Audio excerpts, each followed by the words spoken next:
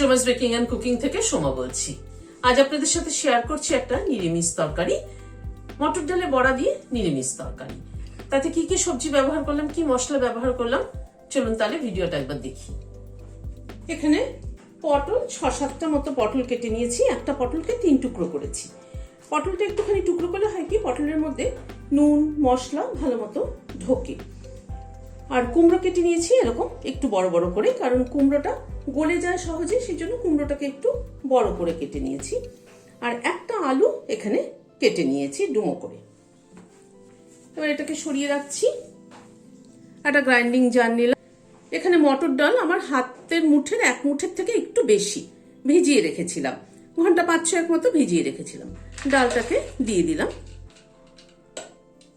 একটা ছোট আদার টুকরোকে ছোট ছোট করে কেটে নিয়েছি যাতে পিষতে সুবিধা হয়, দিয়ে দিলাম। একটা কাঁচা লঙ্কা ভেঙে দিয়ে দিলাম। অল্প একটু জল দিয়ে এটার একটা পেস্ট তৈরি করে নিচ্ছি। ডালটা পেস্ট করে নিলাম, একটা বাটিতে ঢেলে নিচ্ছি।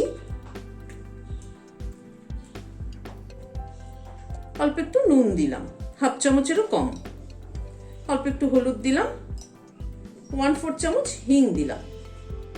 সামান্য পরিমাণ একটু চিনি দিলাম, খানিকটা ধনেপাতা কুচি দিয়ে দিলাম। সব দিয়ে ডালটাকে মেখে নিচ্ছি।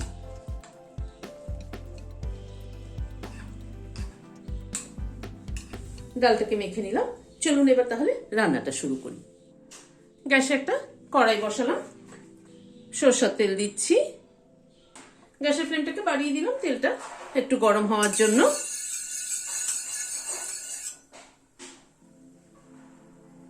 তেলটা গরম হওয়ার পরে বড়াগুলোকে ভেজে নিচ্ছি। প্রথমে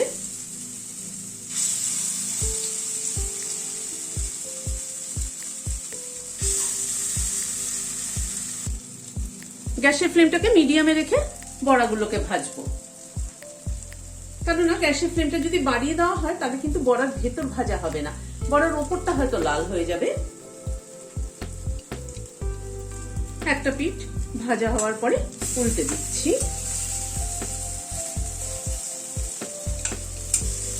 এরকম গরম গরম বড়া ভাজা দিয়ে কিন্তু ঘি দিয়ে ভাত মেখে খেতে কিন্তু দারুণ লাগে, বা ডালের সাথে খেতে কিন্তু দারুণ লাগে। বড়াগুলোর ওই পিঠটাও ভাজা হয়ে গেল, এবার তুলে নিচ্ছি। আর একটু তেল দিচ্ছি। বড়া ভাজতে কিন্তু একটুখানি তেল লাগে, মানে কম তেলে বড়া ভাজা হয় না, তাহলে বড়ার ভেতরগুলো ঠিক মতো ভাজা হবে না। আবার দিয়ে দিচ্ছি।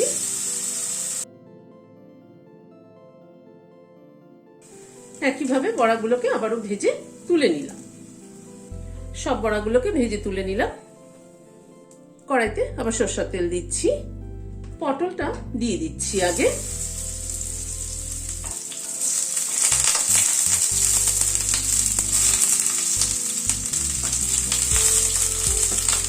কুমড়োটাও দিয়ে দিচ্ছি।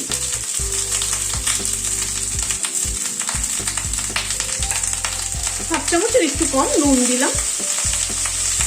অল্প একটু হলুদ দিলাম। নুন হলুদ দিয়ে পটল আর কুমড়োটাকে একটু ভেজে নিচ্ছি।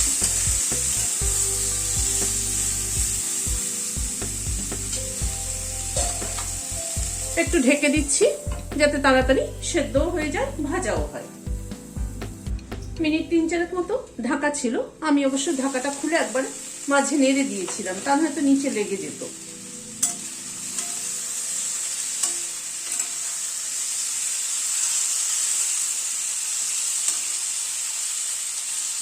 পটলটার কুমড়োটা অনেকটাই ভাজা হয়ে এসছে, তবে আরেকটু ভাজবো।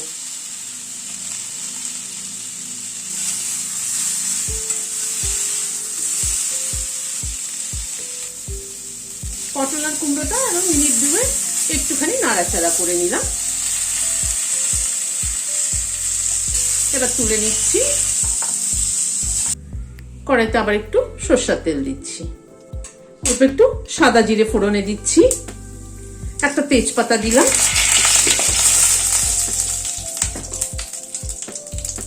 1/4 চামচ হিং দিলাম। ফোড়নটাকে গ্যাসের ফ্লেমটাকে কমিয়ে ফোড়নটাকে একটু ক্র্যাক করিয়ে নেব।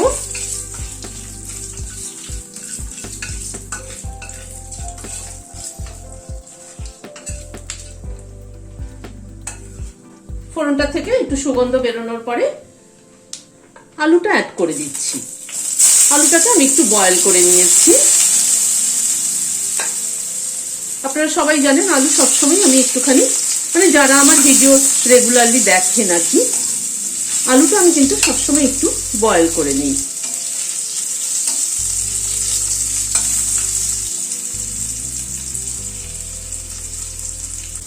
আলুটাকে একটুখানি ভেজে নেব আগে।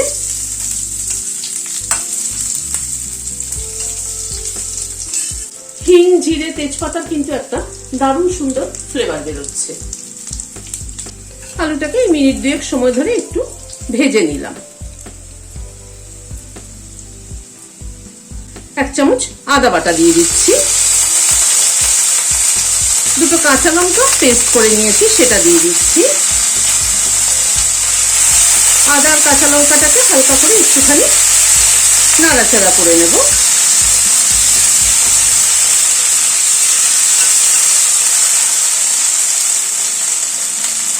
এখানে বড় সাইজের একটা টমেটো পেস্ট করে নিয়েছি, সেটা দিয়ে দিলাম।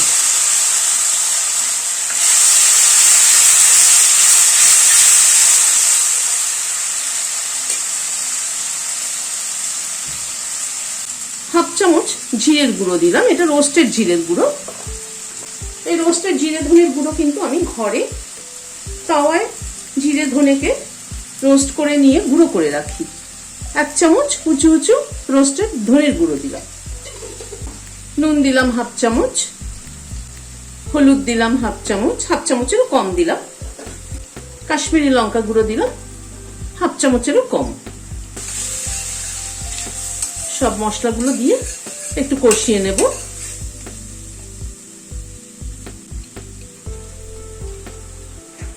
সামান্য পরিমাণ একটু জল দিয়ে দিচ্ছি যাতে মশলাটা কষাতে সুবিধে হয়।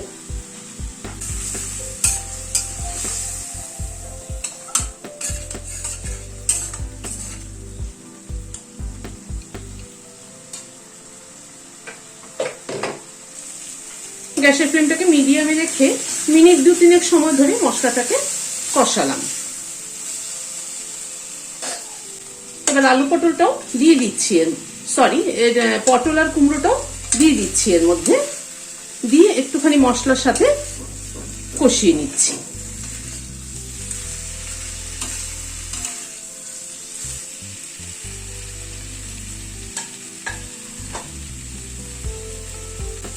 এক চামচ চিনি দিয়ে দিলাম।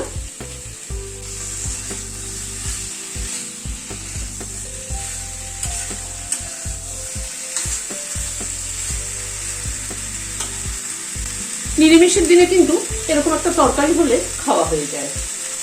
আর মটর ডালের বড়া দিয়ে সাধারণত ভীষণ ভালো লাগে কিন্তু তরকারি, যে কোনো তরকারি, পেঁপের তরকারি, এরকম পটল আলুর তরকারি, অনেক কিছুই হয় মটর ডালের বড়া দিয়ে।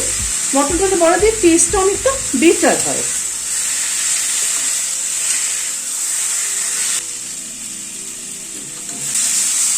কুমড়ো আর পটল দিয়ে আবারও মিনিট খানেক একটু কষিয়ে নিলাম। তরকারি যত ভালো কষাবেন তত কিন্তু তরকারির টেস্ট ভালো হয়। এবার গরম জল দিয়ে দিচ্ছি। আর তরকারিতে কখনোই কিন্তু ঠান্ডা জল ব্যবহার করবেন না, তাহলে তরকারির টেস্টটা পুরোটাই নষ্ট হয়ে যাবে। এই প্লেটটার মধ্যে অনেকটা তেল লেগেছিল পটলে, এটা ধুয়ে দিয়ে দিলাম। গ্যাসের ফ্লেমটাকে বাড়িয়ে দিলাম, একটু ফুটতে দিই। পটল আলু কুমড়োটা একটু ঝোলের সাথে ফুটে উঠুক। মিনিট 2 মতো ঝোলটা ফুটে উঠলো। এবার বড়াগুলোকে দিয়ে দিচ্ছি।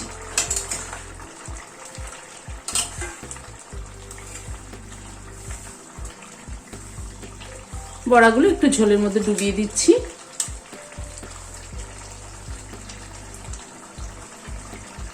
হাফ চামচ ঘি দিয়ে দিলাম।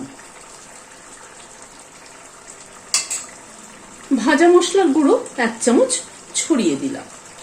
এই ভাজা মশলার গুঁড়ো ফ্লেভারটা তরকারির টেস্টটা কিন্তু অনেকটাই পাল্টে দেবে। এই ভাজা মশলার গুঁড়োটা আমি বিভিন্ন কিছুতে ব্যবহার করি। জিরে, ধনে, মৌরি, শুকনো লঙ্কা, তেজপাতা সবকিছুকে একসাথে ড্রাই রোস্ট করে গুঁড়ো করে রাখি।